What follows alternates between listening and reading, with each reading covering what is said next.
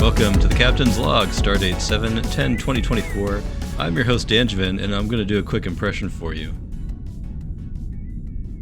Who am I? Who am I today? I got a hint.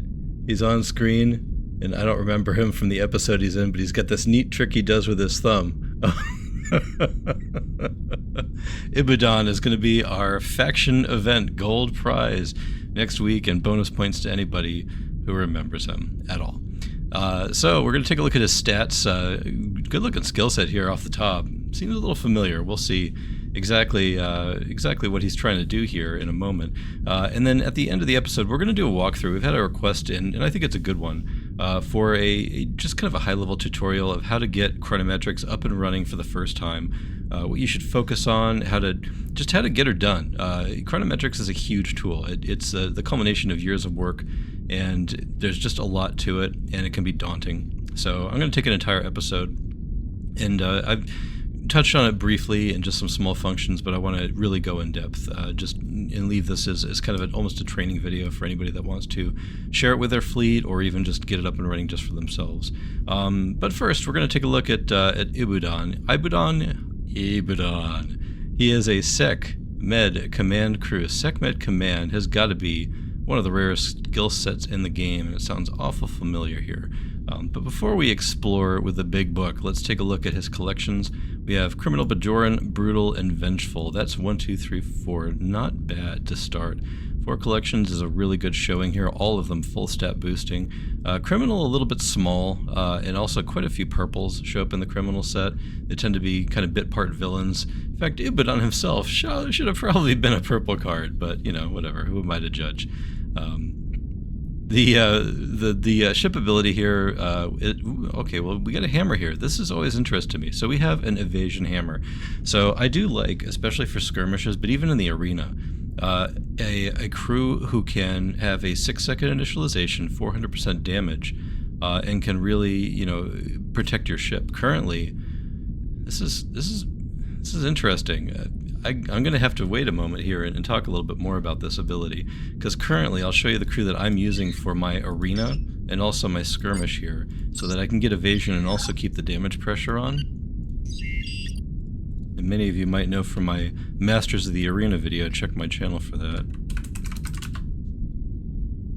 Here he is. Triple Kirk.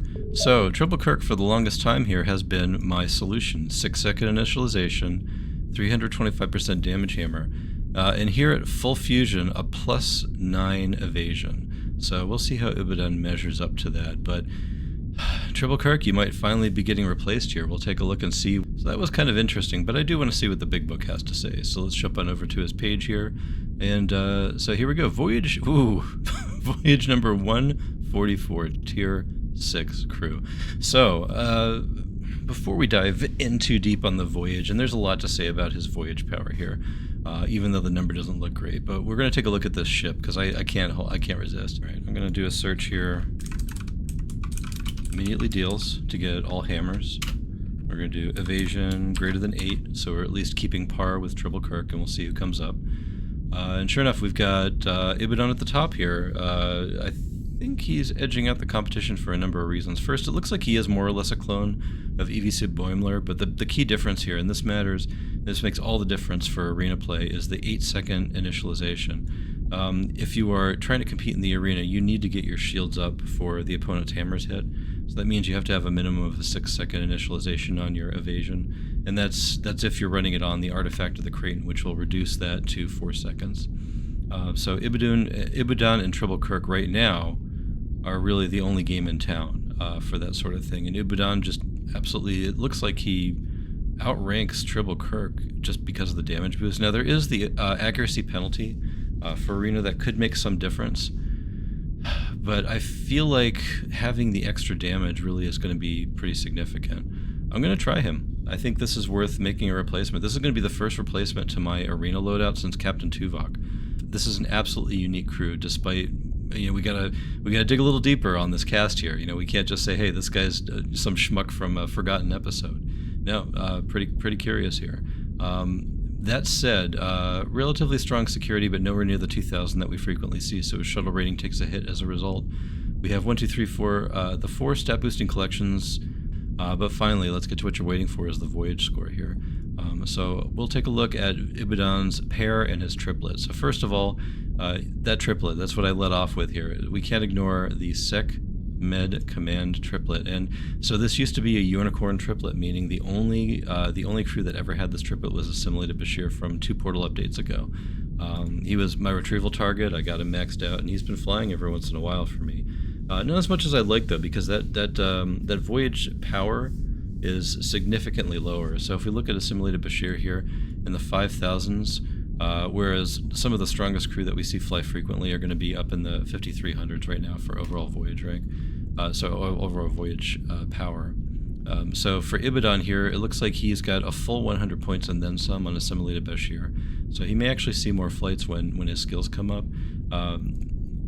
Also looking at the pair here, let's look at SecMed, and this is where we see Surrogate Kira. So she's one of my all-time MVPs, one of my favorite crew from the past year that I picked up. Anybody that hasn't retrieved her, make sure you get on that, because she's not only your best security solution for a lot of applications, but that SecMed is just such a rare skill set. But unfortunately, that also means that Ibudan is just plain behind. So Surrogate Kira with that 5,300, or very close to that voyage rank skill total there.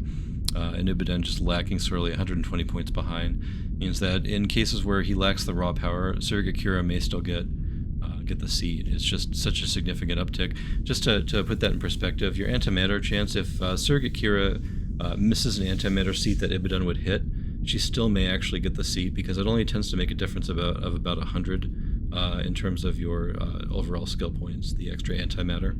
So I think that if you have already maxed out Surrogate Kira and you were thinking about getting Ibudan for that skill pair, skill triplet to help flesh out your voyages, chances are you probably already have that covered, and you may not want to worry too much about that. Also, it's a faction event too. That's going to be pretty difficult, but I'm absolutely going to at least try to pick up a star on him, probably 2. And that's the tack I'm going to take. He's better than I thought on face value. It's really kind of an interesting crew. So don't sleep on Ibudan, despite the tier, despite the voyage rating. You got to just dig a little bit deeper sometimes. So thank goodness for the big book that lets us do that. All right, let's talk Chronometrics here. So while we're in the web browser, I'm going to start giving you a tour here and showing you how to get Chronometrics set up. So what I have, and in all of my videos that mention Chronometrics, by the way, take a look in the description. There's a link to this, the Chronometrics beta 1.2 file. This has been in beta for a little over a year, I'm ashamed to say. There are some features in here that I have never been able to get quite right. Still working on it, and if there's updates, I'll make sure that you all know through this channel and through the cabtools.app website. But in the meantime, we're going to take a look here at just a fresh copy. We're going to get it built from scratch. We're going to show you how to get your information into it, and then how to tune it for your first time out. So I've gone over this on a previous video here, but this is just going to be the dedicated one where we go a little bit deeper. And I'll also show you how to use it for Critical Chronitons this week, as well as for the Skirmish event at the end of the week. So first, you're going to get dumped on the Notes tab here. This actually explains almost everything you need. It's got the links that you need to be able to get everything populated. So if you're having trouble following this video, try giving it a read, and perhaps that'll help you out. So one of your first steps, if not your first step, should be right down here in boldface. Make a copy of this sheet. So up to File, make a copy. You will not be able to edit the one that you have at the link. It's for everybody, so nobody's data is in it. Make a copy for myself.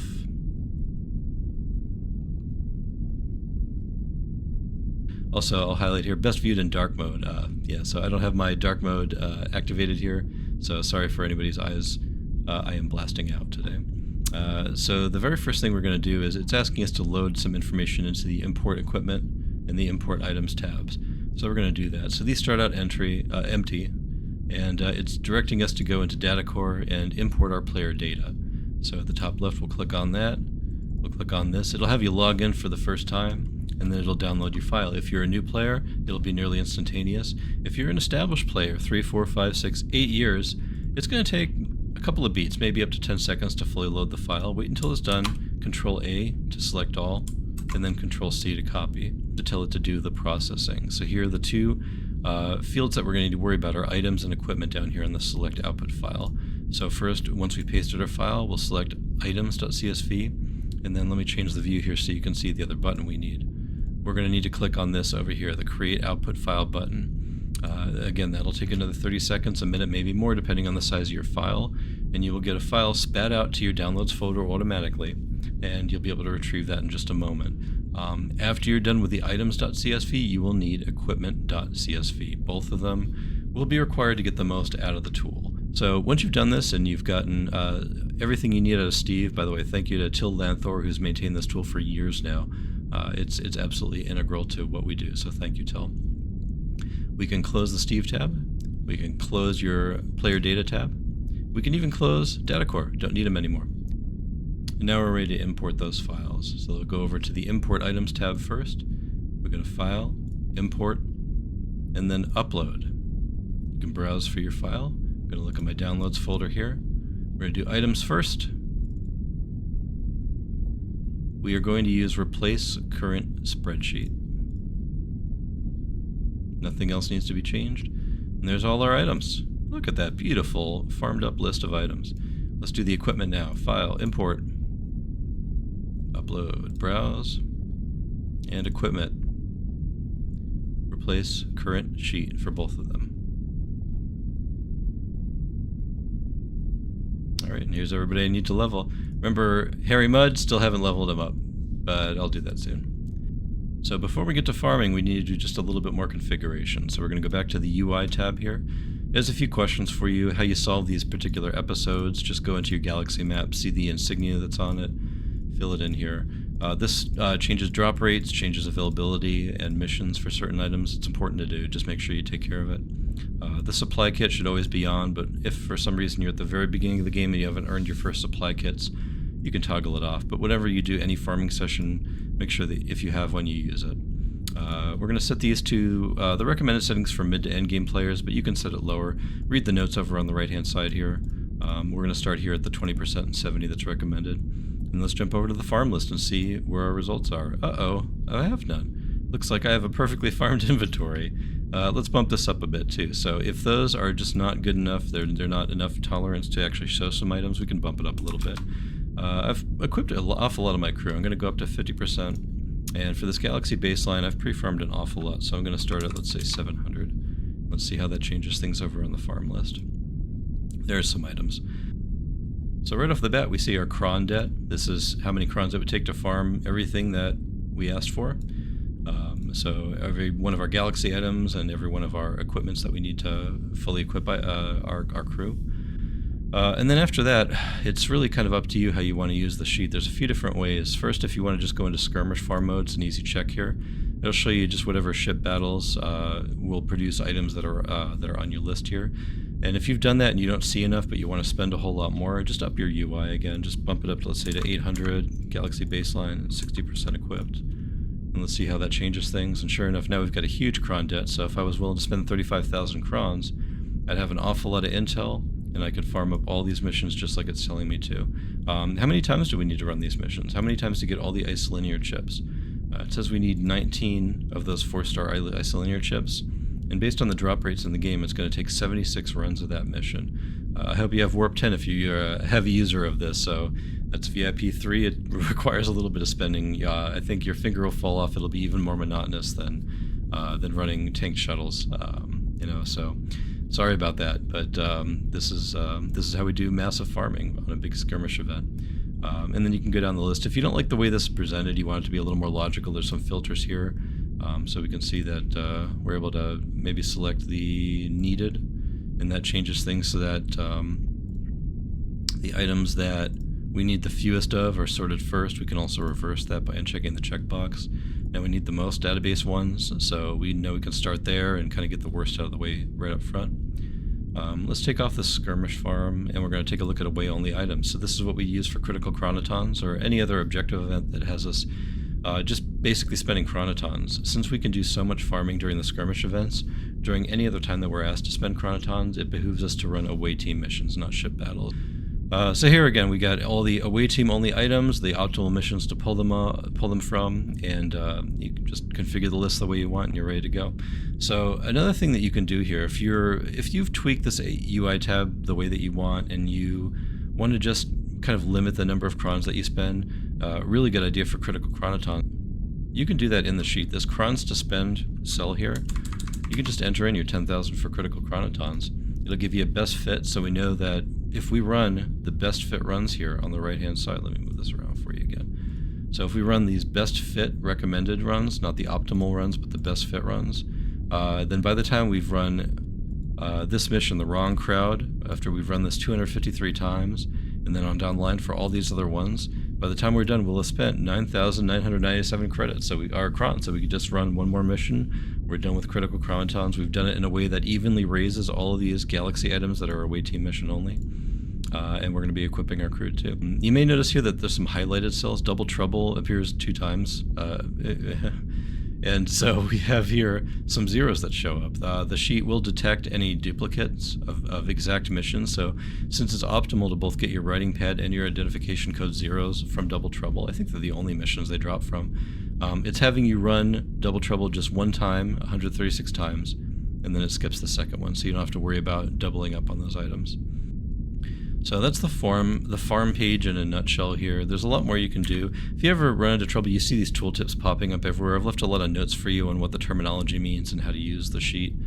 So that should help you. But basically all you really need to know is just get this UA tab basically configured, put a few values in here, and then play around with the farm list a little bit, and then use Skirmish Farm or use away only items, and there you go. I'll show you one of those other tabs I haven't featured yet.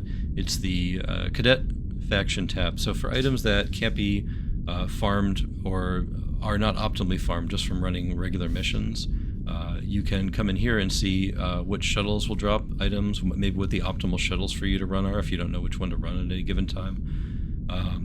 And also for the cadet missions, which items can also drop from cadet missions. So here, what I'd like to show you is we can filter this for faction exclusive items, and then just see exactly what items you can't get from anywhere else in the game. It'll tell you which factions they drop from. There's a huge long list here. Most of them aren't particularly useful. And then we say here's the items that we are less than 100% on for faction exclusive. So these would be good candidates to replicate and get a mule set up for some science experiments and ancient films, so we can always have those on tap. For faction cadet exclusives, here's good ones that you may want to run through the cadet missions. Let's check on cadet here to get all those revealed, and we can even uncheck faction. And now we're getting all the items exclusively that you can find through cadet missions in the game here. You can also uncheck all that. You can select your factions again, and here we can find out what factions are the best to run for components. So components are the non-equipment items, just your standard items like your polyalloys and your casings and your databases, your really generic items. And here, so we can see which ones are needed for Galaxy. And then we can also check see only needed items here. And here's another farm list, a completely alternate farm list that doesn't have us spending crowns at all. This is what we would rather spend our transmissions on, spend our merits on. If we were just going to run out random shuttles or maybe even do some tank shuttles, then here are all the items that we could benefit from on our roster to top off our Galaxy pre-farming. There's a few other filters over here for the difficulty if you only want to do the max level. Maybe if you were running the Saturday event for maximum credits, you can do day of the week as well to help with that. So over here by item, this is a really rudimentary screen. It just shows you, if you look up a particular item, it'll show you all the drop rates in the game. So back on the database train here, let's take a look and we'll see it gives you all the different levels of database. Pull that out just a little bit to show you. And in addition, you can also see for just the ship battles, if you want to see just the drop rates on the ship battles. I'm going to show you really quick here in Code Communique. So let's see just how bad the drop rates are on Encoded Communique. So if we were to run just the only mission that gives us Encoded Communique 1, which is Zora's Invitation, we'd be spending roughly about 300 crons before we get a single copy of that. So probably better to go with the cadet missions that it shows you here, or the Maquis transmission that it shows you here. All the sources in the game that can give you this particular item, this screen will show you. You can also go by mission. So here is another screen that basically is taking all the data in the game and crunching it and showing you your optimized mission that you could run to get the most items that you need for your roster. We were just looking at Double Trouble on the other screen here, how it showed up twice, and sure enough it pops to the top of the list because there are 2 needed items that we need in large quantities. It spits out this kind of nonsense number called optimized, and what this means is it's a product of the amount that you need of a particular item and the efficiency that that mission offers. So since we need 2 items and it's the most optimal mission and we need a bunch of them, then it's actually bumped that up head and shoulders above the rest. This is useful if you don't want to do all the work that the farm list requires of you, and instead you want to just kind of run a few missions. Just get up to your, maybe it's the objective event that only has you spend 400 crons, and you just don't want to mess with all that. You just want to get a good readout of good missions to run. This by mission will show you that. We have a couple other screens that I'm not going to dig into because they're really complicated, but we have the Galaxy screen, which will help you in Galaxy missions, and the Skirmish for same. So finally, there are a couple other tabs here. The Wikidata tab is an automatic loading tab that you shouldn't touch really. The Meals tab we looked at yesterday, go check the replication video I had. And the Data tab, and here I leave it unlocked and visible for you all, because there's a lot of information in here too. I've got tooltips on all the headings here. All this data was compiled as a result of in-game data that was extracted from the game. We took a look and broke apart all the different variables that go inside the JSON file and figured out the actual drop rates. There's been a lot of collected data on the wiki about the drop rates, which is kind of hand-me-down and a little bit old at this point. Hasn't really been updated in years. So this actually gives us the true drop rates for most of the missions in the game. Cadet missions, it seems like they're an even split between all the items. So if it drops 5 items, it'd just be a 20% chance per item. So those are super easy. Factions we don't have good information on yet. That's why they're mostly empty in terms of all this data here, but we're looking to get those added as soon as we can. But in the meantime, feel free to explore this. I'm not going to go in depth here, but all the filtering here can also help you if you really want to dig in deep and find out more about the way the game works. It's a really neat tab for you guys to look at. So, I mean, that's the walkthrough. That's how to get Chronometrics set up, how to actually use the tool for your events. And please feel free to give me feedback, features that you'd like to see, anything that we can add to a future release. We'd love to hear from you. That's it for today. Thanks for joining me. Live long and prosper.